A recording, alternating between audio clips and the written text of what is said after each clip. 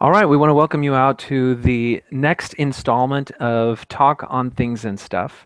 Today we're going to be talking with author Luna Lindsay about some of the issues of ethics and group manipulation and control that are inescapable when you start to look at Joseph Smith's use of the peep stone and other folk magical techniques around the first founding of the Church of Jesus Christ of Latter-day Saints. So let's meet our guest panelist here a little bit. Luna Lindsay is an author who became known to me through a book that she wrote where she took some of the writing and research and study that has been done on thought reform and group control techniques that people like Robert J. Lifton have written about, and she's taken those concepts and examined Mormonism in particular and said, people accuse Mormonism of being one of these cult groups. Are there actually any hits when you look and compare those techniques that are used in cults with what happens in Mormon culture? And she found a lot of really interesting parallels that once you see them side by side with the way other groups manipulate and control their members, it can be a little bit disconcerting. But she wrote an excellent book that really digs into that topic, and so I'd like to say hi, Luna. How are you doing? Hi, thanks, Jonathan. Thanks for that intro. All right. So we just finished a conversation with historian Dan Vogel and Christopher Smith, where they took us into the very early formative years of the church, and we saw how Joseph Smith and his family came to prominence in an area of the country where there was already an existing culture of magic. And you can call it folk magic, you can call it the occult, or Dan mentioned white magic in terms of it being a type of mysticism that is considered compatible with Christian worldview. And we saw how specifically the use of the peep stone brought Joseph to notoriety and to fame in the area because he was claiming these phenomenal powers to locate treasure and to be kind of a seer and guide to people that also wanted to find treasure. And so you've had a chance now to look at that conversation, and I think it's going to be helpful for us to establish some terminology at first. So when I talk to people about these sorts of manipulations that happen, because we're going to look at how Joseph used his possession of the stone to start to effect control. But I don't refer to Mormonism as a cult. I think that is a word that has a whole lot of negative baggage that tends to either scare people away or make people not really look at it in complexity. What is your thought on the use of the term cult when we talk about groups that exert undue influence over its members? Yeah, the term cult, unfortunately, is a very loaded word. It does, as you mentioned, carry a lot of baggage with it. So when academics take a look at that word, they sometimes use the word cult, but there are some less catchy but a little bit more awkward to say words that are more descriptive and less charged. So one of the most common ones is high demand group. And I also like the word totalist ideology.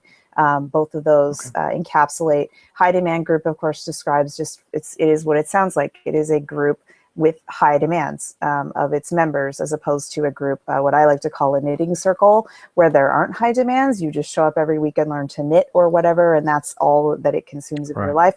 A high demand group gets into every aspect of your life: what you eat, what you drink, how you make decisions, what you wear, all of these things. And then totalist ideology, of course, then describes the dogma itself, or the body of knowledge and the practice, which is this idea that the ideology is, again, total. It describes all of reality. It describes all of how you should go about making decisions in your life, as opposed to an ideology that might just be a passive philosophy, or that might only have to do with your philosophy on sports or games or whatever. It's everything. It's how you live. So I see. Another term that I would add to that list, which is one that I just recently came across that I really like, are groups that exert undue influence over their members.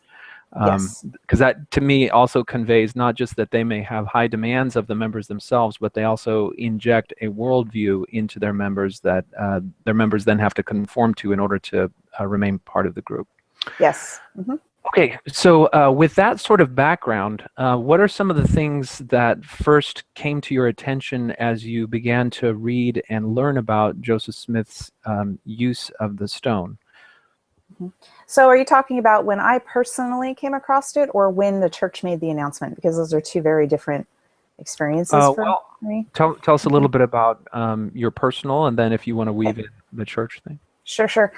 For me, I left the church over theological issues. I just couldn't believe in God, at least not what I saw as a very limited form of God that the church described. And so I didn't actually leave over the history or anything like that. I left in 2001. The stuff wasn't all over the internet to stumble upon.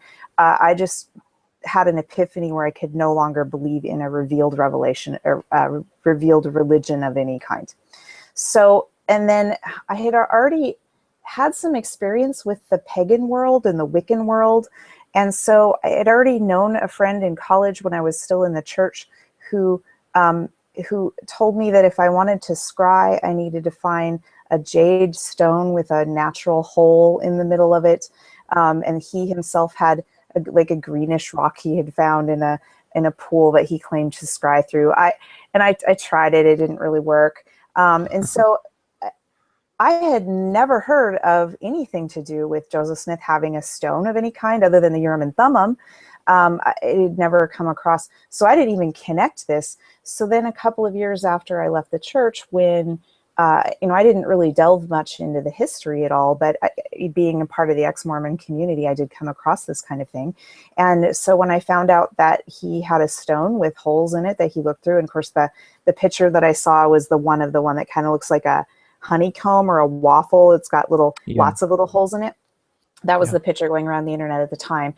And I just saw it and I shrugged and I was like, yeah, that's just the lore. That's what people even today believe who are practicing Wicca. So It's for me, it interesting that wasn't. you described that leaving the kind of what would be considered a sheltered world of Mormonism, because Mormons are brought up with an idea of what the occult is and what those strange practices of the dark arts are. Just I think as any American Judeo-Christian world is, there's a lot of fear taught about that. And then to interact with people who would describe themselves as Wiccans, as some of these things that are kind of anathema to the pure religion of Mormonism, and to see them using scrying stones or peep stones.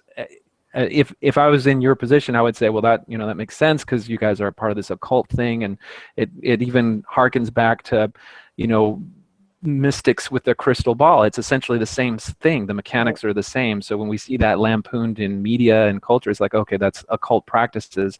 And I think that's what's so jarring about seeing this stone is suddenly Mormons are then confronted with the fact that those practices, which they may have demonized in their own head, are integral to the formation of Mormonism itself. And if you listen, for example, to the Mormon Stories podcast, that looked at this issue, one of the individuals there says, this is part of folk magic tradition. And so you'll see Wiccans and other people that take scrying very seriously. And so maybe you can talk a little bit about how even that individual that you spoke with their scrying stone, I mean, if you're looking into a stone, and whether it's the Gansfield effect, which we can talk about in a little bit, or for whatever reason, you're getting meaning for yourself from it, that's very different from someone who's then controlling and manipulating somewhere else. How do you see the Yeah. difference of the use of a scry stone for individual meaning versus as a way to control others?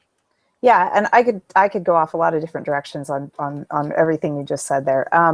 My personal take right now in my life is that I think that we all have our own spiritual language. I am an atheist.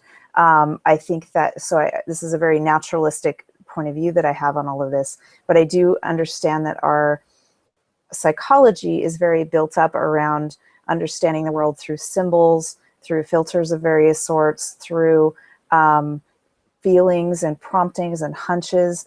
We have this as much in our post-enlightenment society as we do have this ideal of being rational. The fact of the matter is, and science shows this, that our brains are still functioning very much on colors and lights and symbols and stories and narratives, and very what I sort of lump into the word spiritual. These are things that are not rational, but if we deny that it's part of how we think, then that is irrational. So we have to rationally accept that we have irrational parts about ourselves. And I kind of call that our spiritual language. And I think every person on earth has a different spiritual language. So what happens when the Mormon Church claims itself as the one true church on earth, and that its methods prescribed from the top as commandments are the one path to God, I think that's very harmful to the individuals who are within that organization who don't speak that spiritual language. The church lays out and says prayer and reading scriptures, I think you guys called it bibliomancy the other day, and following the prophet, and all signs must point to the things of the Lord as defined by the prophet, otherwise they're not of the Lord. Like that restricts everyone's spiritual language to just those specific tools. And I think that for people like me, my spirit was drawn far more. I found scripture reading and fasting and praying to be often very tedious and fruitless, but I was drawn more to nature. I had so many spiritual experiences this one summer I had when I was in the church, and I wasn't following all the commandments, and I wasn't hanging out with Mormons, and I wasn't going to church. I was in the woods a lot, and I was with my friends, aforementioned Wiccans and pagans and stuff, just being myself and being authentic around them. And that was always a jarring dissonance for me, that I felt more spiritually enlightened when I wasn't doing, when I had mystical experiences during those times that are kind of hard to explain, right? So using the rational mind, and I can't deny those experiences. And so I think it's harmful when the church says this is the one path, when it's got millions of members that might have, their heart might be lean more towards meditation or towards Buddhism, the language of Buddhism, which talks a lot about acceptance and compassion. I know I've found a lot of meaning there. And the Seer stone, I mean, maybe a materialistic form of folk magic really speaks to you. And if it does, well, the church, like you said, has spent a lot of time demonizing that. I grew up, my mom thought there were evil spirits in just about everything. We couldn't use playing cards because she thought there were evil spirits in playing cards because they were based off the tarot. And I couldn't play Dungeons and Dragons because it had magic in it, and that was like Satan. And so I couldn't, and the church told her all of those things, and she ate it up. And that's where I think a lot of people are being harmed. I do think it's more healthy to follow your heart and follow the things that really speak to you spiritually. See, the thing that is, I guess, insidious about groups that exert undue control over their members is that, as from the perspective of the church, I could take everything that you just said, and I can put it into the context of all of the things that I've warned you about. Right. I can say, of course, you're going to find what you think is happiness in all of those experiences, but that's a counterfeit form of happiness. That's only Satan fooling you into a temporary sense of happiness in an effort to draw you away from the truth of the church. Right. And then, you've made the confession that, for a period of time you weren't following all the commandments of the church. Well, I can say, well, of course, then that you just went further and further away from the church, because that's how that's how this enemy draws you away from the church. And I think even in my own journey out of the faith, it was hard to get that voice out of your head, because you have these triggers of fear that the group has, placed in your head and in your heart the whole time that you grow up. And so one of the things that really helped me was looking at other groups that exert that same kind of control and the types of fears that they have. So when you read about Jehovah's Witnesses, I think are particularly useful in this regard, because they have those sorts of controls over things that as Mormons we consider completely innocuous. So celebrating a birthday, reading a comic book, those are things that we don't bat an eye over, but people that come out of that faith tradition feel a great deal of anguish over finally giving themselves permission to do those things. And that really opens up the world of how you can have this undue control over your members. And I think looking back at the root of this, when we say, well, how is it that a group is able to do this? I mean, really, for me, a lot of it comes back to the only reason that I gave any credibility to the group giving me those fears was because I believed that they had legitimate authority and legitimate kind of direction to do so from God. So what is it about the story that Joseph Smith is building as he has this peepstone? I can kind of look back and see how that authority is traced all the way back to his actions at that time. How do you think that fits into it? And that's what really struck me about listening to and learning about so much about the peepstone in the last week or so is I think the biggest, obviously there's the con man angle. Initially, he seemed to be at least getting something of personal immediate benefit from it. There's the narcissism angle where I think it was more than just materialism. I think he may have just really enjoyed his building of his self-image to do that. And then you watch that transform into what I wrote about, which are the tools of mass control, which are, I have 31 different mind control techniques that I found in the literature of other researchers who have studied, as you mentioned, other groups to determine what those levers are that keep people in, that keep people trusting, that keep people afraid to leave, that keep people dependent on the group and their community. And so looking at how it evolved from being a peepstone and one man who was out for allegedly personal glory and money. The very number one that pops to my mind of the mechanism that he was using through those early years is called mystical manipulation, and that's where you alluded to of that you trusted that it was the authority of God, and that's the Robert J. Lifton wrote about two, actually, sacred science and mystical manipulation. And mystical manipulation establishes itself as the that this truth or this person is serving a higher purpose, and that anything that is done to achieve that higher purpose is right and good, is moral. So this is where you have Nephi in First Nephi killing Laban, so because it is better that one man should perish than an entire nation dwindle in unbelief. That is step one of mystical manipulation. That is Joseph Smith. You know, I really wish I could hear some of those actual conversations of him with other people. Right. Of there were higher purposes in each of those things where the ends did justify whatever means that he took to get to those. And then the second part of mystical manipulation then is that proof that there are supernatural powers at work to create this higher purpose and to propel this truth on throughout. And this is where it crosses that line from being one person with his folk magic into becoming more of an organized religion of like, okay, we found these plates now, and this is God's word. Therefore, God will work all manner of miracles in order to create this. And there are ways there are both tricks, like magician's tricks, like you guys talked about a lot yesterday, to get someone in the moment to be proven, to have that thing be proven that it is an actual mystical thing going on. But then there are also, when you're looking at a larger group, it's harder to do those sort of cold reading tricks and other kinds of little proofs in the moment and sleight of hand and that sort of thing. And so his momentary sleight of hand cold reading then became the larger, how do you convince people who are just sitting in the pews and who don't have access to the person, you know, the conjurer or whatever, that they can then convince themselves that the small miracles that are happening in their life are also proof of the church. And so that's where you have stories like, I call to mind when I was a kid and we were on our way to Girl Scouts, and there were two of us Mormons in the car. We were like 9 years old or something.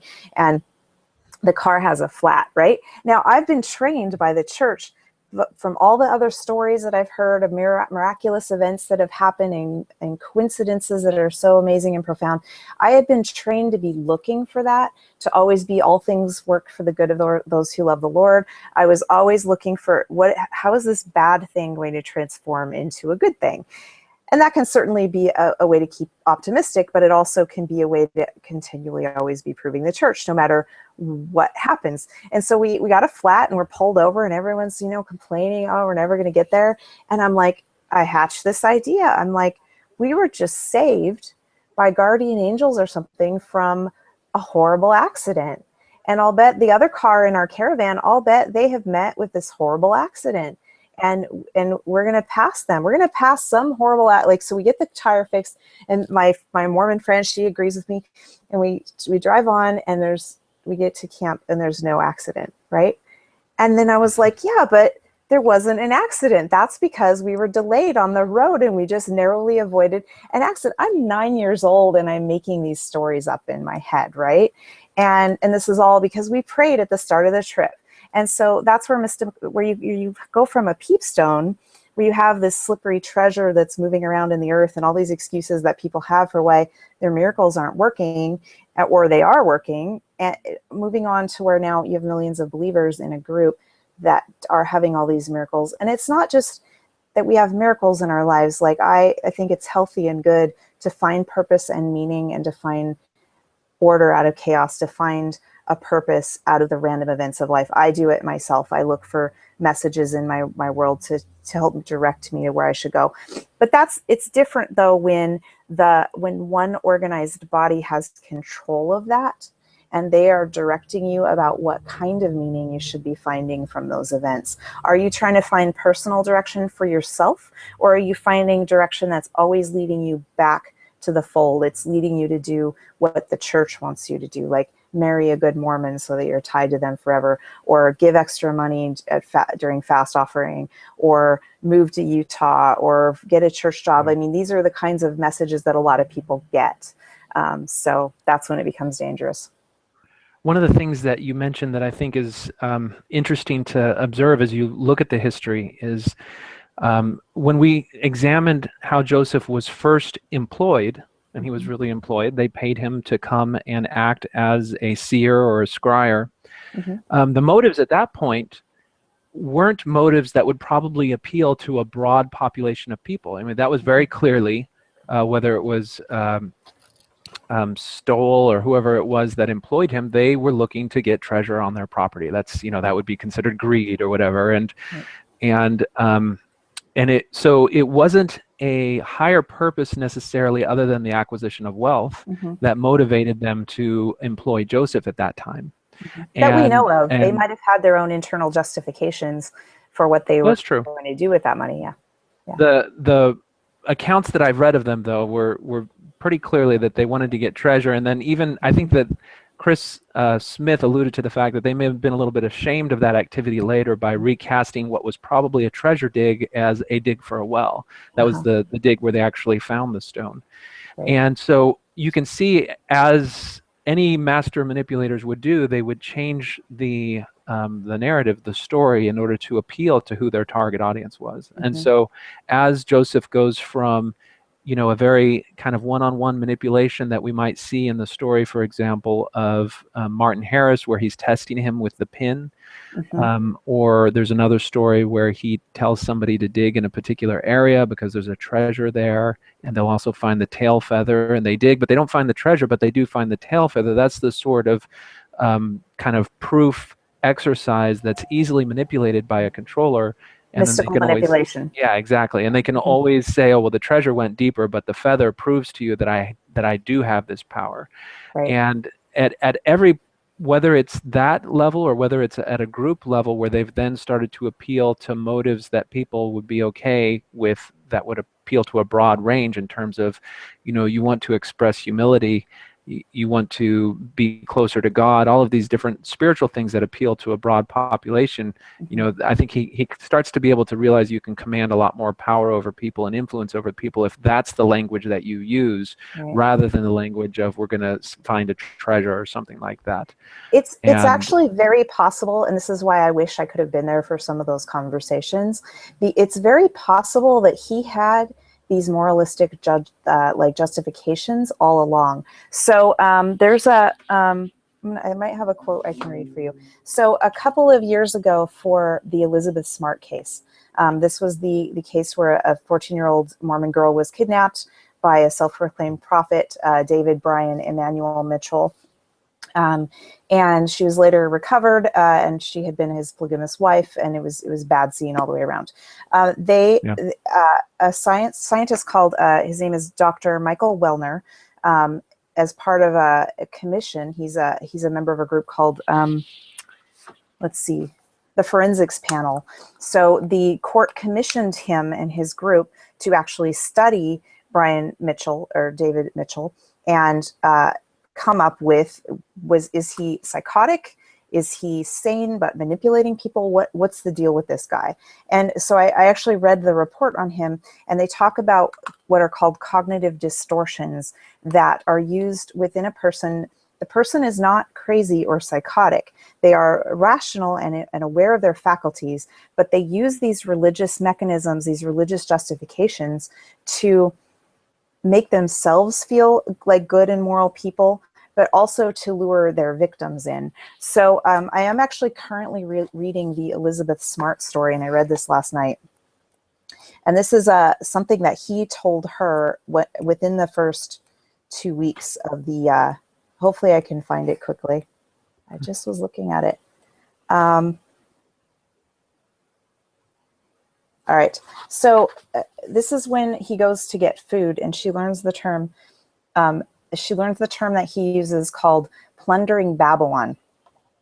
And this is a rant that he's saying. He says, only the Lord could designate when and where they were allowed to take from others, and it could never come from man. So when you're fighting for a religious cause, when the Lord commands you to take something that is plunder, it isn't stealing. It is different because you're doing it for God. And the Lord had commanded him to plunder, and obeying was how we showed faith in him. He was only doing God's will when he stole from the grocery store. This is a guy who doesn't run a whole giant organization. He doesn't have to appeal technically to anybody's morals. He literally has Elizabeth Smart chained up. She cannot escape. And yet this is clearly part of his belief system in a way, because he's telling it to her. And so I wouldn't be surprised if Joseph Smith, even in his early years, had religious justifications or moral justifications according to the morals of his time that justified his use of the seer stone and his treasure digging and all of this. So I think that Dan Vogel, in his prophet puzzle presentation and essay, makes a very similar case that you can't simply paint Joseph as this nefarious con artist, with a black mustache twirling it, who has only despicable motivations. Right. And some of what you talk about, maybe the need of there to be a religious sanctified element of even things that we wouldn't excuse in other situations in order to help the person feel like they are justified in their own mind, and maybe have them feel like they should be accepted then by the people around him. And I think you can probably find elements of that in almost any group, such as, David Koresh and Jonestown, where they feel like their own purpose has sublimated any of the actions that they do that would otherwise be unethical. Yeah. And of course, I don't have to bring up the fact that Joseph Smith articulated that very concept very well. He wrote a failed proposal attempt, I believe, to Nancy Rigdon, that we now have, that John C. Bennett was instrumental in making available. In my own research for this, it was actually very fascinating. There's a 16th century scryer named Edward Kelly that worked with a sort of a mystic mathematician by the name of John Dee. And they spent hours and years peering into a stone where Dee would ask questions of various spirit entities, and Edward Kelly would answer those in the voice of these spirits and angels that he was encountering. And at one point, people assume now that Edward Kelly was kind of a little bit sick of it and wanted to separate out away from Dee and do his own alchemy work. And so one of the spirits basically tells them that they need to swap their wives in order to progress in their own spiritual journey. And John Dee is very, very, he believes that that's just a sin that's unconscionable. Why would this spirit, who they'd already communicated with for a long time, and Edward Kelly, through that person who is named Madimi, articulates a very eloquent rationalization, which is that sometimes things that would be considered sins at other times, when God commands you to do them, they're counted for righteousness. And it's almost in verbiage that exactly mirrors what Joseph Smith wrote in his letter about happiness. Yeah. It's One, like, if you want to understand Joseph Smith, I think taking a look at this forensics report on Brian Mitchell, it's I read the whole thing, and I don't think Brian Mitchell was as skilled as Joseph Smith by any means, but if you want to kind of climb into the head of what Joseph Smith was probably like, yeah, read that. you So. kind of wonder sometimes how familiar these people who are in the world of Mormonism and then engage in these types of activities, how familiar they were with church history, because you could look at the formation of the Danites and all of the stuff that happened in the Missouri War, and there's a lot of the same rationalization in terms of plundering the Gentiles. Right, absolutely. So I got the sense as we were going through the history that early on, Joseph's use of the stone wasn't necessarily different from the other people in the area who used the stone, whether it was Sally Chase or some of the other people. But there was a point at which his use kind of took a different direction. I don't think any of the other ones claimed to speak from God or to have messages from God through their stone. It was simply that they were able to see things. Right. What is different about somebody claiming a connection to God versus just having a special personal ability in terms of their ability to manipulate other people? Well, that's when you move away from that one-on-one the con where you're just trying to get the person to trust you as an individual so that they give you whatever it is you want from them, and then you're done with them and you move on. That's where it starts to transfer into, and if you've read Lifton, it's sacred science. So this is the idea that you speak for God, and that the things you therefore say are the whole part of reality. They are absolute reality. They are not, this is not just my opinion or a thing that I'm seeing. This is actually describing the rules of the universe, basically. And so you do cross a line at that point where now you're not speaking for yourself and maybe the people around you. You are now the voice of God. That gives you quite a lot of power over quite a few people, as long as you can actually convince them that you're the voice of God. Because if you believe in God, who doesn't want to do what God wants? So it really all comes down to, if all of us, bringing up Brian Mitchell again, because we were just talking about him, or David Koresh or Jim Jones, if I had believed that any of those people were actual prophets of God, then yeah, I would have joined the Branch Davidians or the People's Temple, right? And it all comes down to that. That's where I think the peepstone is particularly effective, because anybody can just claim to speak for God. And you can say, oh, well, what proof do you have? And the peepstone represents a very tangible thing that someone could see, that he has a very tangible product that would allow him to make some amazing, fantastical claims that, the fact that somebody else could take the same stone and gaze into it but not see anything, reinforces the idea that Joseph himself has this special calling and special ability. And it's something above and beyond somebody simply just saying that they have this power or anything like that. Right. And you added in the more moving parts that you have. My dad was an amateur magician, so I kind of got to see into how some of the sleight of hand sorts of things work. And in some ways, the more moving parts that your system has, the more distractions that you have if you are skeptical and you're looking for where the trick is. And so the peepstone at that point becomes like the magic wand. So when a stage magician, he has his magic wand and he's like waving it around and stuff, your eye is going to go towards the tip of that wand, right? That's why it has a white tip on it. Your eye is going to follow that, and you're not going to see his other hand over here doing this stuff.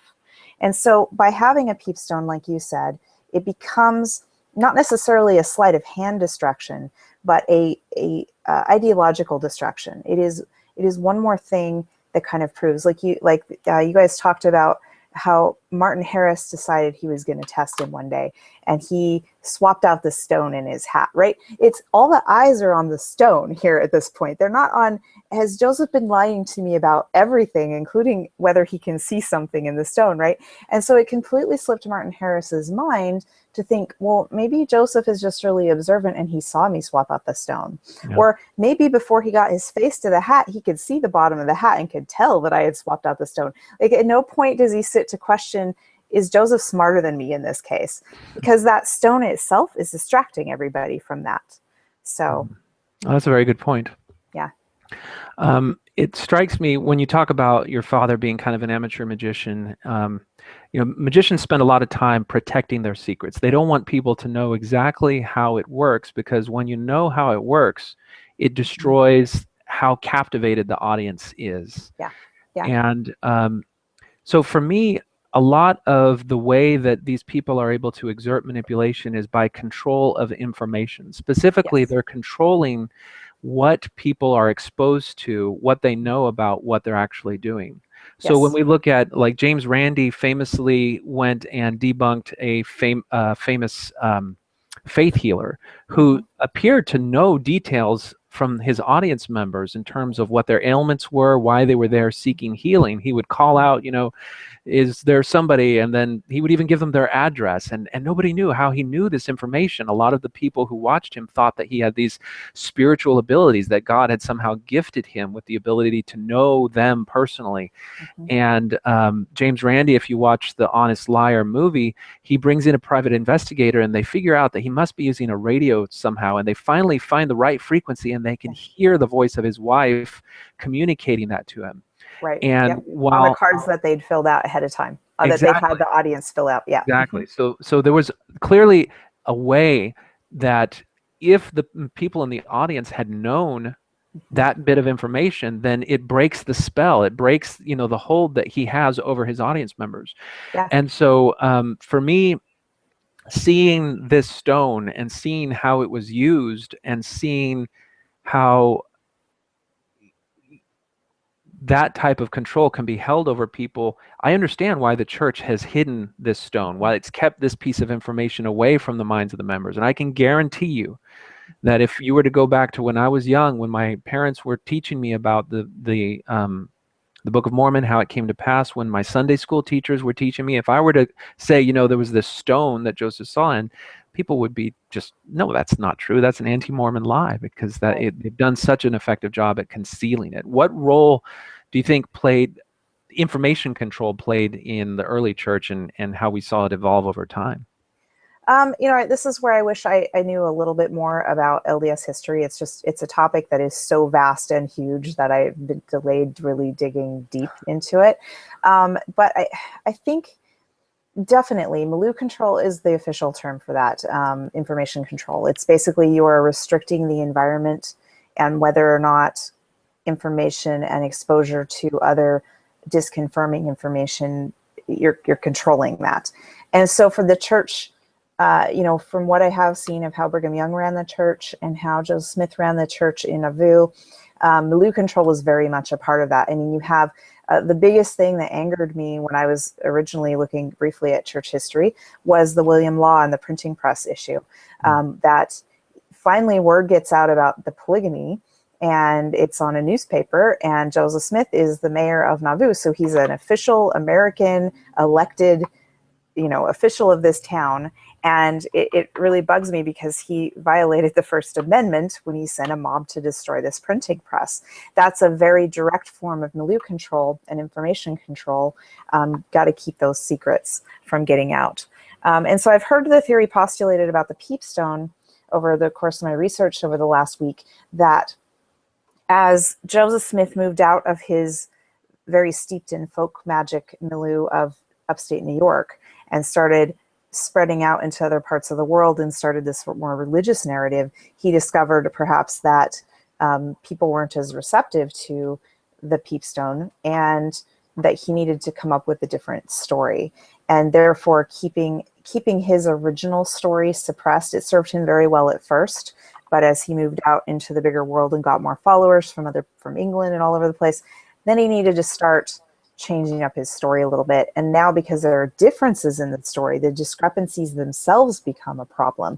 And that's, I think, where the church is really has faced and is currently facing in many areas, not just on the peepstone issue, but quite an uphill battle, so to speak, of how to keep information control, which they need to do to keep their members from really being disturbed by this sort of thing. But they also need to stop controlling the information, because information wants to be free. The internet has all of this information. People are stumbling on it. And so the biggest stumbling block that members have right now is finding out about things like the peep stone on sites like Mormon Think and Reddit, and then really having a problem with it, the fact that the church has lied. So that's the dichotomy. The church has to, or even the double bind that the church itself is in. The lie itself is causing a problem, but so is talking about it, because obviously if we were to say Joseph Smith married 14-year-old girls and broke someone's printing press and ran a theocracy, and they can't come out and say that either. So they're kind of stuck. You mentioned something that I think is an important term when you start looking at methods of control, and that is the double bind. Mm-hmm. Can you describe that in a way? Because it was hard for me to conceptualize it when I first learned about it. Sure. But after you see how effective a tool it is, and you start to see it in different areas, what is the double bind? A double bind is basically a situation where you're damned if you do, you're damned if you don't. It's any situation like that. So, for instance, if you're a Mormon, and using the example we're talking about, you this time last year you came across some information about the peep stone, and you're conflicted. You have a choice. You can keep going to church and pretend like you don't know anything about the peep stone, but you're going to pay a price for that, because your own personal integrity is going to constantly be feeling violated. Or you can come out and say, I can't believe this anymore because I'm really disturbed about all these historical pieces of evidence.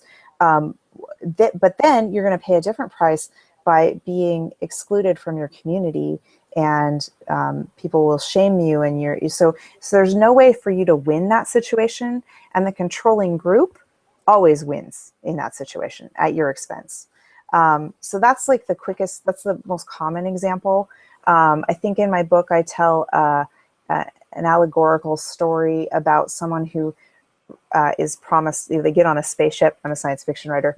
And they're promised that the spaceship's going to go to this awesome vacation planet called Kolob. And just coincidentally. Yeah. And so it only costs, $20,000, and you buy your ticket to get on the spaceship.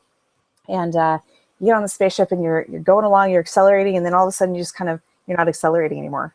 And you can't really read the readings, but it kind of seems like you're not getting a call up very quickly. So you call up tech support, and they're like, well, what did you do? You broke it.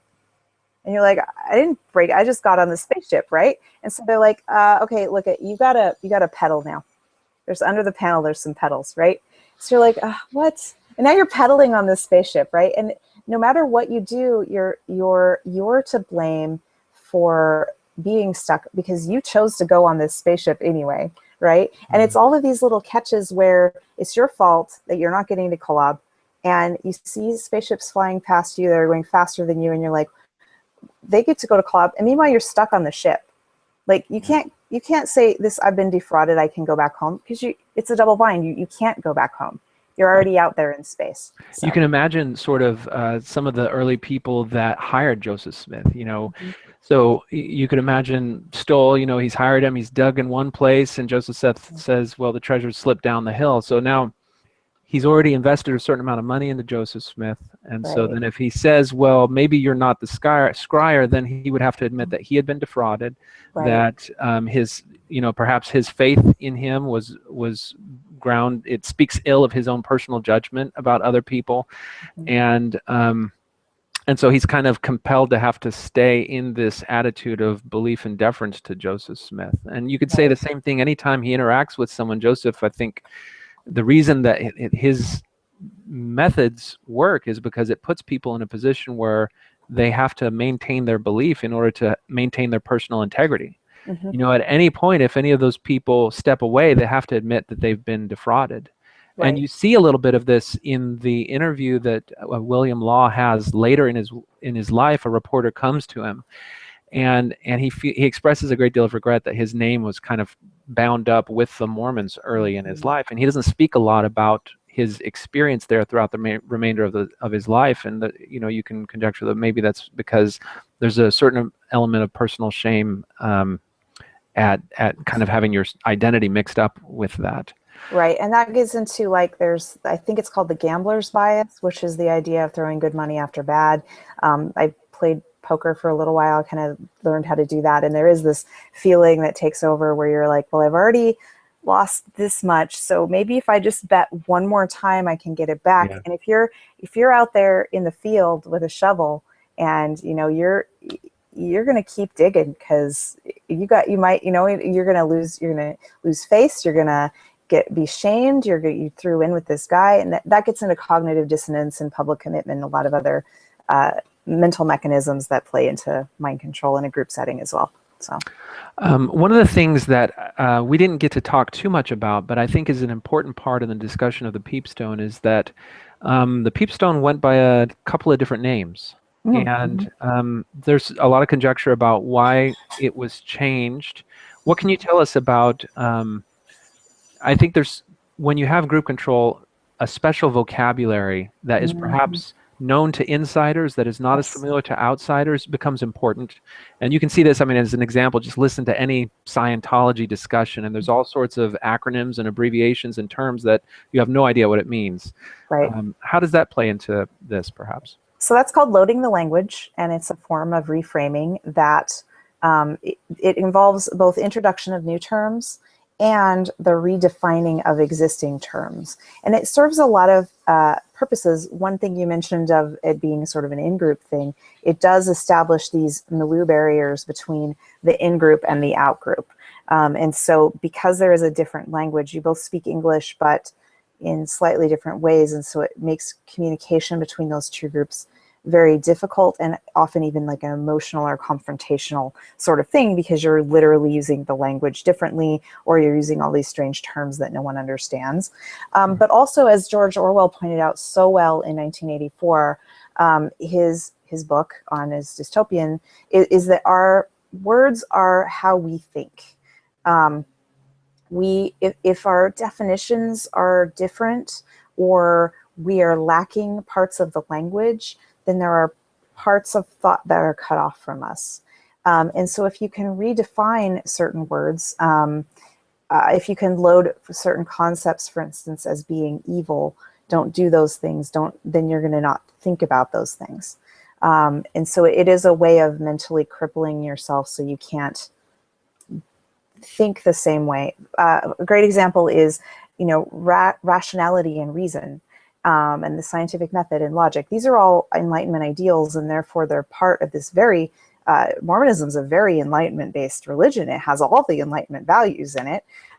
It's democratic, it's equal, it's got all these things, but some of those are kind of lip service. And so reason, yeah, it's a rational religion. It's a very rational religion. You have Alma and others talking about experimenting on the word of the Lord. It's very scientific, right? Well, then you look into, when I left the church, I was really surprised to discover that I wasn't actually a logical person. I didn't know what logical fallacies were, for instance. I didn't really understand the scientific method. I'd gotten a different version of the scientific method than what scientists actually use. The idea of empirical studies, I didn't actually understand all of that stuff, and I had to go learn it. And so loaded language kind of creates that, where we think reason means one thing, but really it actually to the rest of the world means another thing.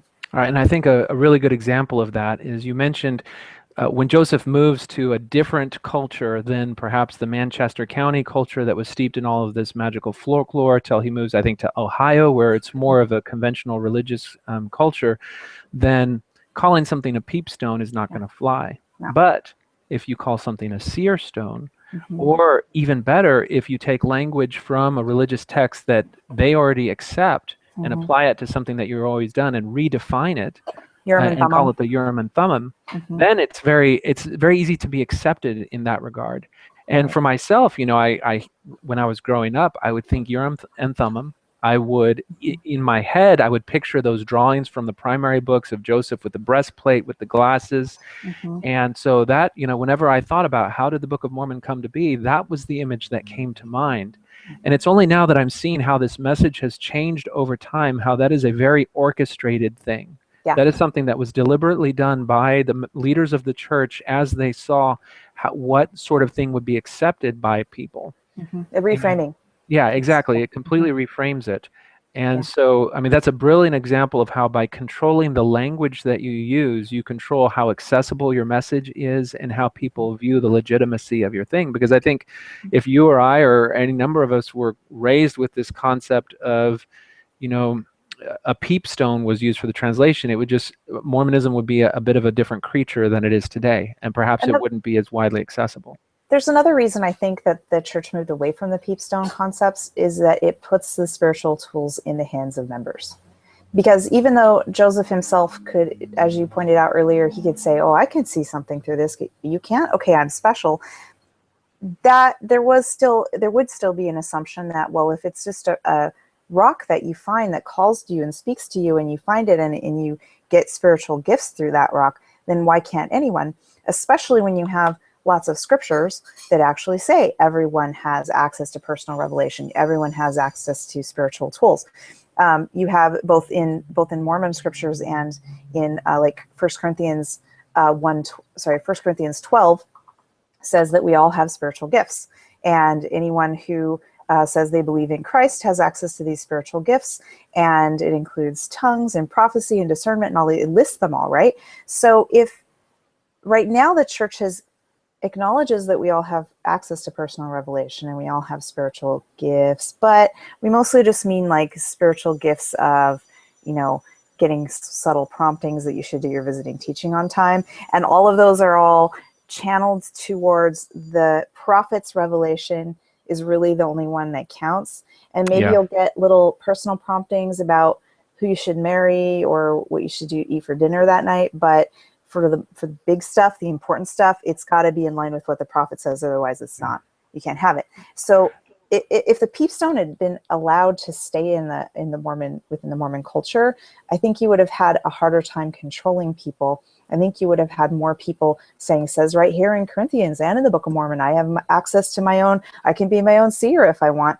That would have been really hard to rein in, I think. Yeah, and we see that started to be a problem for Joseph as other people claimed to have seer stones, and he ended up having to have a revelation through his own seer stone that invalidated those other ones. And I think it was probably a little bit of looking and seeing that was going to be a problem if you continue that. But the thing is, they did a masterful learned that by trial and error. I think him and then later on Brigham Young, they did a lot of trial and error going, this isn't working. Well, and you want to talk about a double bind, and you have Brigham Young being quoted later as saying that, you know, everybody in the church should have a right to a seer stone, and it's only their iniquity that's preventing them from having and exercising that power. So now everybody that doesn't have a seer stone is automatically, you know, they are at a lower position now because they're forced to accept, if I accept him as a prophet, then I also have to acknowledge that my personal iniquity has kept me from these special gifts of the Spirit. And so it puts them in a subservient position. Which is blame reversal, which, as Mormons, we were taught to instinctively and automatically blame ourselves if someone else didn't beat us to it. Yeah. So, yeah. And I've had that turned on me just for studying church history. The assumption is that I'm somehow prideful and full of myself to point out difficulties in church history. So okay, so we've gotten to we've talked about a little bit about the language and how that was a means to control the narrative, to perhaps conceal some of the unpalatable aspects of the peepstone history. Where do you see, I mean, for me, in terms of what we were talking about, the spirit, the sacred science of it, that moment where Joseph starts to actually receive communication through the stone. And I think we talked about yesterday where he, after the loss of the first 116 pages, suddenly it wasn't just translation that was coming through the stone, it was the voice of God. And when you listen to and when you see how Joseph then used that voice, whether it was through the stone or not, you can see that it served him pretty well. Yeah. And that can be in terms of giving him personal power. You know, if he says that the Lord says that you and you will give your property so that we can build a house for me to be in, right. then that's now using this voice of God to gain personal, to get material gain. And one of the big awakenings that I had, just in terms of redefining language, is I was always taught that using the name of the Lord in vain was like cursing or something like that. And when I came out and I saw how a lot of other religious traditions view using the name of the Lord in vain, that wasn't it at all. It was using the name of God or religiosity to claim authority and control over other people. And so when I go back and I look at what Joseph's activities, both with the stone and without the stone, after he kind of minimized his use of it, that was one of the things that really struck me as a very powerful way to compel other people. And once the stone was used to create the Book of Mormon, then suddenly now the Book of Mormon is this standing testament of Joseph's authority. And so I think even anyone that, Holland is famous for saying that you can't leave the church without crawling around or under the Book of Mormon. And I think that's, regardless of whether you agree with the Book of Mormon, you can't deny the power that it has in terms of control over the members. Because I'm sure you had to wrestle with the issue of, the Book of Mormon is this tangible thing that you can hold in your hand that's tied to Joseph's legitimacy, and all of the leaders and all of everything that we believe now has its root back at Joseph's legitimacy. If Joseph was legitimate. We're told it's the keystone, right? I learned that in seminary. We drew the little arch and, you know, all of that. It's the keystone. And it's actually kind of a brilliant way to describe cognitive dissonance and the fact that all of our little pieces in our head of all of our little beliefs and experiences all have to fit together in a certain way. And there are certain of those cogs that if you pull out of the machine, the whole machine will stop working or seize up or explode. I think that it's just a different way to describe, your head is full of lots of beliefs. And if you're going to pull any single belief out of Mormonism and say that thing is absolutely wrong, there are a number of them that'll make the whole thing break. But the Book of Mormon, if you prove the Book of Mormon is not true or that Joseph Smith was a fraud, then you lose the whole structure, for sure. Yeah, you mentioned something a moment ago about how you can have your own personal revelation, but it has to fall within the umbrella of revelation that the prophet has given. Yeah. And for me, that to some extent is the crux of all of this group control and manipulation. And that is that the individual is compelled to sacrifice their own voice and replace it with the voice that claims authority over them. Yes. And in Mormonism, that is only legitimate insofar as Joseph Smith's claims were legitimate. Because if Joseph Smith's claims were legitimate, then, when he tells Martin Harris that he's a wicked man, then Martin Harris has to believe it. But if his claims are not legitimate, then you can start to see that the motives very much are in line with Joseph's actions. The fact that he stood to gain his living being provided for was not incidental to the fact that he was claiming these special abilities, but it was the cause of him claiming those special abilities. And I think you probably experienced the same thing I had, is that's when you unplug yourself from the system, when you start to look at these historical events that reveal that the claims are not legitimate, you start to realize that you have to now rely on your own inner voice, perhaps a voice that's been suppressed for a very long time. Because anytime that voice was in conflict with what the leaders were telling you, you always suppressed it because you gave them preference over your own voice. And that's where the discovery of your inner voice is actually a very empowering thing as you start to escape these controls. And it's true of Jehovah's Witnesses, of Scientologists, and of Mormons. Absolutely. I couldn't have said it better myself. And that's what I spent the first year after I left Mormonism, is questioning absolutely everything until I got sort of to use the Book of Mormon, a liahona of my own, to get my brain around what really actually is real, because my whole entire reality just imploded. And I think that that's the most healthiest form of any sort of spiritual practice.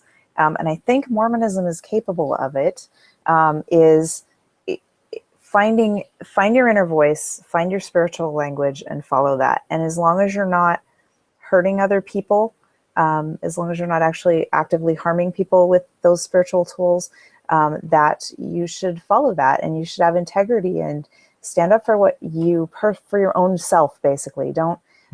Which is different than saying I had a revelation and it applies to you, and you have to do something that I'm telling you. That's very different than Exactly. saying, this is my path and I don't want, I'd like your advice, but I don't want you to shame me or tell me that my path is wrong. And in return, I'm going to respect your path and your intelligence to make your own decisions as well. That is such a key distinction, because that's been a big part of the conversations that you'll hear about this peepstone, is that people will bring it up and they'll minimize it. They'll say, well, people find spiritual totems all over the place, and it's very common, and so there's no reason we should see Joseph Smith's use of these spiritual artifacts any different than we see anybody else's use of these spiritual artifacts, Right. whether it's the prayer shawl or anything else. And when I hear that, I'm like, no, you are missing the difference. Yeah. The difference is that if you've got a stone that you peer into that gives you personal meaning in your life, that's very different from you having a stone that you then use to either extract devotion or wealth from another person, or get them to suppress their own voice and their own identity and replace it with your own. Yeah. And you got to see that what Joseph was doing with these manipulations was not an innocuous thing. It was very real. And when you go back and you look at minor things like, okay, well, Martin Harris mortgaged his farm, or those things, they're perhaps significant, but not that significant. When you go back and you look at the very early church, the same influence that Joseph had by nature of his claims with this stone and what it brought forth, they were adverse to medicine early on. And so some of their adherents would not seek the aid of a doctor, but instead would have the laying on of hands, and would specifically forego what science was bringing to bear. And there's I didn't realize that. There's an example that I found that was published of a young man that died. And he was a relatively young man, and he initially refused treatment because that's what the early church was advocating at that time. And I might actually be able to find the name of that. Yeah, we have a lot to be grateful for then. I think the church liberalized a fair amount in certain ways that I'm grateful for. I got medical treatment when I needed it. That's good. Right. Well, when I hear that, I was a little bit surprised to see that was part of Mormon church history, because they certainly distanced themselves from that in the future. But you can see that type of control is still creating hurtful effects to people in other totalistic faiths. So when you look at Christian Science, when you look at Jehovah's Witnesses, both of them have examples of people losing their life or losing loved ones because of that. Yeah, there's even some legislation in Idaho, because there are a number of groups in Idaho that are big enough that we don't hear about them outside of Idaho much. They're big enough that they have governmental protections that if your child dies due to lack of medical neglect, as long as it's part of your religious practice, then you're off the hook for that. And there have been, I don't know if they succeeded. I didn't follow up. There was a campaign last year from some groups that were really trying to get that law changed so that the parents would still be liable if their children died. I remember something like that. The young man's name was Warner Doty. Okay. It's Warner, D-O-T-Y. And I actually found a newspaper clipping from 1831 in the early years of the church where they describe his experience, and I can post a link on that to here. Okay, great. All right. Yeah, I'm glad we shed that little belief. That's... Yeah, and that's the one thing that I think has allowed Mormonism to survive as long as it has, and that it really has adapted with the demands of society. And you can see that even as early as, early on, minimizing the peepstone, changing the terminology so that it's Urim and Thummim, and then even now today to see how we've evolved on issues such as race. That changing to adapt is one thing, but then going back and concealing the history gives you sort of we've always been at war with Eurasia feeling, as an allusion to 1984, where they change and control the narrative, they control history, and that gives them continued influence over the people nowadays. And this is where, I'm happy. The church currently seems to be experimenting with various ways of coming clean. And I think they're finding that so far gradually being more transparent is to their benefit. I think with the essays, them only being partially transparent was a detriment to them. I think they realized that. Now we're seeing them being more transparent with it being now in the ensign, and we're going to talk about it, and we're going to tell the Tribune, and we're going to have a press release. They're being more transparent, and I'm glad they are. I'm very, very glad they are. However, it's, as a couple people pointed out, I think on the Mormon stories and a couple other places I read, they're only coming clean about the historical facts. They're not coming clean about the fact that they hid the historical facts and that they did tell a different narrative. And this isn't some little like, oh, don't worry about it kind of thing. This is actually harmful to people. People were excommunicated over this in other issues that the church is now coming clean about. People lost their membership. They lost their families. Even those who weren't put through a court of love, those who just struggled with these issues on their own and who either left the church or who have stayed in the church but have had to grapple with this double bind constantly, that is real psychological and emotional harm that many of us have suffered because the church was keeping this information suppressed and was lying about it. And I think the person on Mormon Stories said that he went, I don't remember who it was, went to his bishop about the peep stone. And his bishop said, that's, like you said, a bunch of anti-Mormon nonsense. That's a lie. Like, it was definitely the plates, and he had it in front of him. And he was told this by his bishop. Well, those are actual harms being done to people. And I think the only way the church can morally be clean of this is if they are upfront and say, they can use whatever spin or excuses that they want on it. We're flawed people. We're afraid we would lose members, whatever excuse they want to have. Come out and say, yes, we spun the truth for a long time. We told a different story. We actually own the fact that they told a different story and say, this is the new story. This is actually historically verifiable now. And if you were excommunicated or hurt by us, we're sorry. The church does not give apologies. Remember that. They don't, but I gotta say, the scriptures tell them that they ought to. That's how the repentance process individuals is supposed can to work. apologize, not the institution. Now, what you're describing is, I think I called it religious gaslighting in the Mormon Stories group. Now, what is gaslighting, and how does that apply to what we're seeing happen with how this narrative of the peepstone and other historical issues happen? The word gaslighting came from a movie called Gaslight. I think it came out in the 40s. It's a black and white movie. And it was, before that, it was a play. And the premise of the play is that there is a man who has just married a young woman who has an inheritance, and he wants to steal her inheritance. And so to do this, he contrives to get her committed to a mental institution by literally driving her crazy. And he does this, the reason it's called gaslight is because one of the things that he does is he'll turn the gas lights down and then out of her knowledge. And so she'll come into the room and she'll be like, is it dark in here? And he'll be like, no, it's not dark in here. Everything's fine. And over time, it's a practice a lot of narcissists use in relationships or in psychopaths in relationships to cause an abused person to begin to doubt their own perceptions over time, to begin to doubt their own sense of the flow of time or reality. I've experienced this. It is very unpleasant. It is very maddening.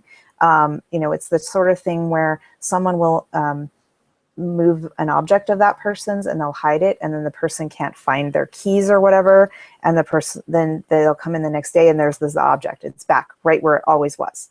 And that's because the manipulator has taken that object, hidden it, and then replaced it so that they can then doubt that person, the abused person's perceptions.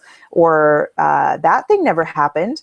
That, you're in an argument and you're arguing over whether something happened, and then they deny it happened. And then 2 weeks later, they're like, oh, of course that happened. Like, as if, and you're sitting there and that's your constant reality, is this feedback that things are slippery, things are moving around. So how does that fit with what we're seeing in this issue?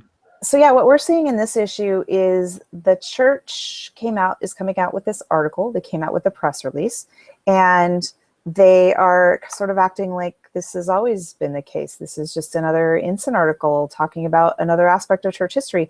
They're kind of, what was the quote? Let me look at my notes. This is a caption on the photo in the article. You're talking about the Joseph the Seer article that was the article that's going to show up in the Ensign? Okay. Yes. And the caption says, that the peep stone has long been associated with Joseph Smith and the Book of Mormon translation. It's factually true that the peep stone has been associated, but not in the minds of members, of most rank and file members of the church.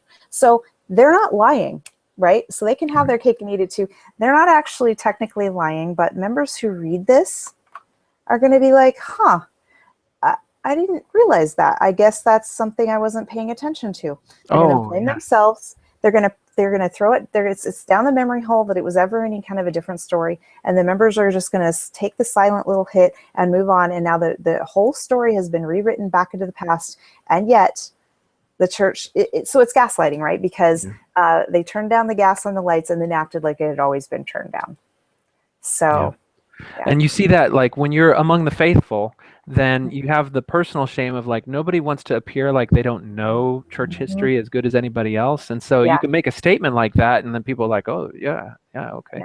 And that's called pluralistic ignorance, where everybody in the room knows something, but they think that other people don't, and they're too, the emperor's new clothes. They're too embarrassed to be called a fool, and so everyone is thinking exactly the same thing, but they think they're the only one. So and then but where I see the religious gaslighting being particularly harmful are for those of us who have been vocal about our difficulties with some of these concepts, where even in the past we've had religious leaders completely deny the factuality of these things. But now when we come back and we say, well, what of this? Now the church is actually confirming these things. And then they say, well, it's always been that way. Why are you upset about that? So now just assumed it because of the pictures or something. I don't know. We had some artists, they just made this stuff up in their pictures. I don't know. Right. And so you're right. So now if that's true, then now they're essentially accusing us of being prideful and trying to find fault where there should be none, and making false accusations about perfidy or whatever. And so it again just forces us to question and doubt our own abilities and to try and to feel bad. And it's to me, it's disingenuous. It creates more conflict. I think if the church's real intention is to be upfront and honest and try to find a way to reconcile their past and find a way forward, there needs to be an acknowledgement of the misinformation that's happened before, an apology. This way you can actually validate the the consternation that has been felt by people who discovered these things and confronted leaders and family members with it. They can be validated, and that actually is healthy, and it creates an open environment where those people could be accepted to again have more things in common with their relatives. Right, and I absolutely agree. Validation is a very healing thing. It is a conflict resolution tool that people are instructed, people who are into conflict resolution, whether it's spousal or in tense work situations, etc. Validation is a very effective tool, and it is very healing for people. So that's where I would call the church to look and say, consider doing that. Consider actually validating the experiences of members who knew about this all along. Yeah, how consistent is the phrase, the church does not seek for or give apologies with the concept of validation? Right. They're very inconsistent. Yeah. Well, I think they're consistent. They just never do it.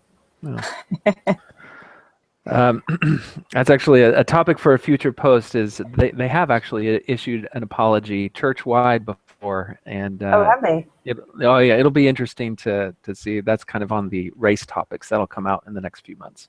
Okay. Okay, so we've been examining the peep stone and how Joseph's use of it, how the church has changed the narrative of it. We've looked at a move from one-on-one manipulation to kind of the change in narrative that had to happen as you went to group control. Is there anything else that came to your mind as you were reading about the peep stone that you felt is a pertinent topic here? You mentioned something about spiritual surveillance. Right. Yeah. So I think this is really, really interesting because it is definitely a thought I'd thought about spiritual surveillance before, but I think how the peep stone plays in is really fascinating. So there is a concept that affects, it's an actual psychological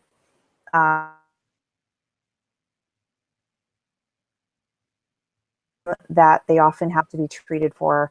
You It's cut out. called the You cut out just for Oh, a second there. Could you okay. repeat that? Yes, it's a problem that cult exit counselors often have to be aware of when they're treating people who have left high demand groups. It's called the fishbowl effect. I think Margaret Singer came up with that. She's a researcher. And what it means is it's the feeling that you're in a fishbowl and you're always being watched. And people come out of all kinds of groups with this feeling of always being watched. And so within Mormonism, we actually have a couple of different doctrines of spiritual surveillance, which I think I might have come up with that term. I don't remember if I came up with it or borrowed it from someone else.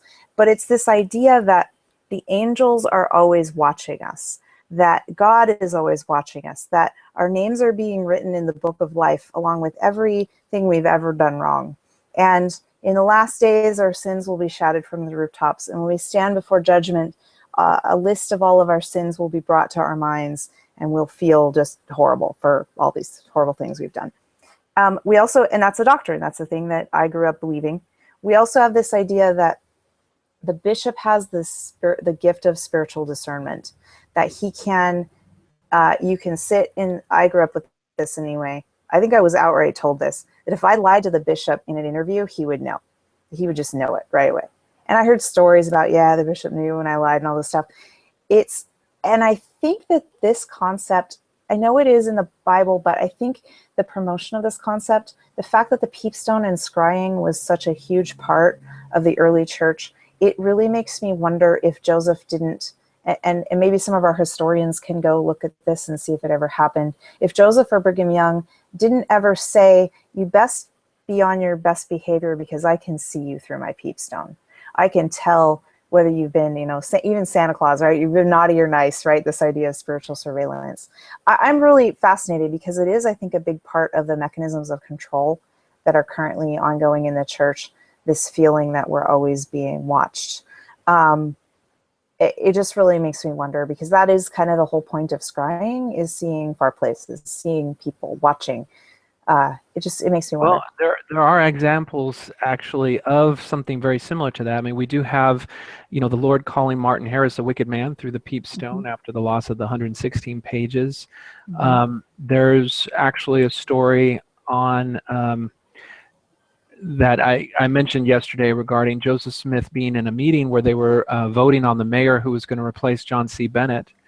And Joseph has a revelation where the Lord tells him that a certain other individual has been, saying inappropriate or bad things about Joseph and spreading rumors, and he basically, the revelation tells him to stop it.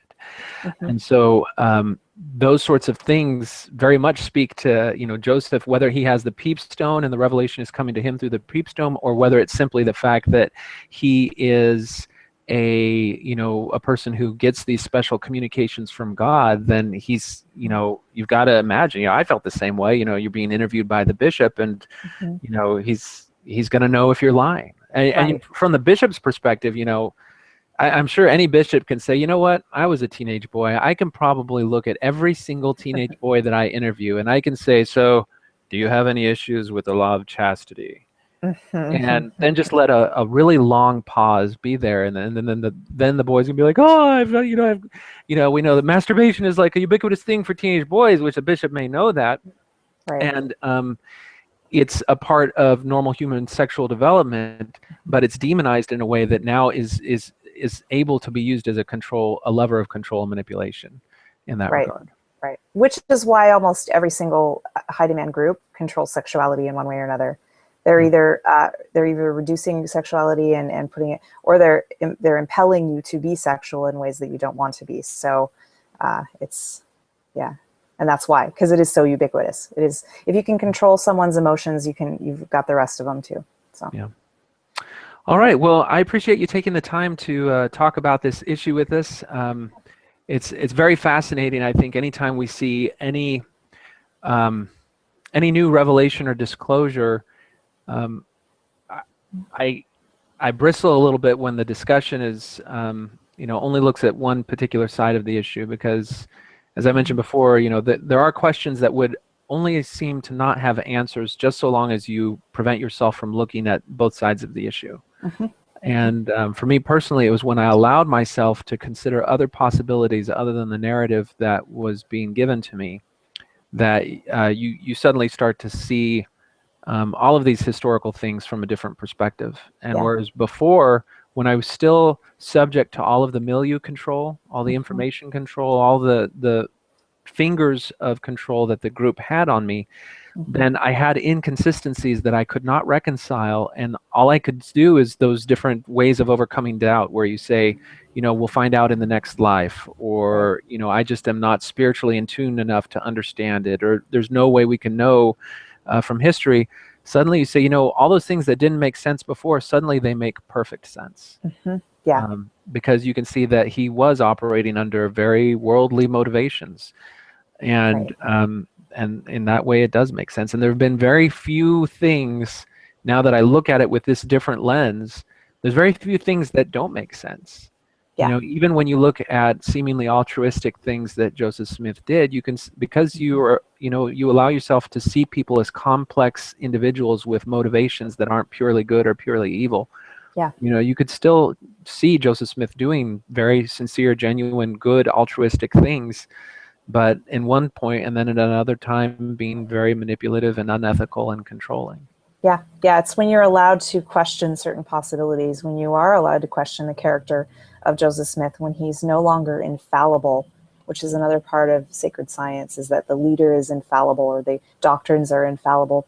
When you can't actually look and go, yeah, I think that person possibly could have been fallible, that's when you can start to see the possibilities, and then that's when the reality makes a little more sense. Yeah. All right. Any closing thoughts? Not really. Okay. Well, I've really enjoyed our discussion. Yes. Thank you for having me. And I hope to, no, yeah, absolutely. I hope to bring you back sometime as we start to explore other aspects of Mormon history. Great. Because the group manipulation aspect of it is just very fascinating. Yes. All right. Thank you very much. Take care. All right. Bye-bye.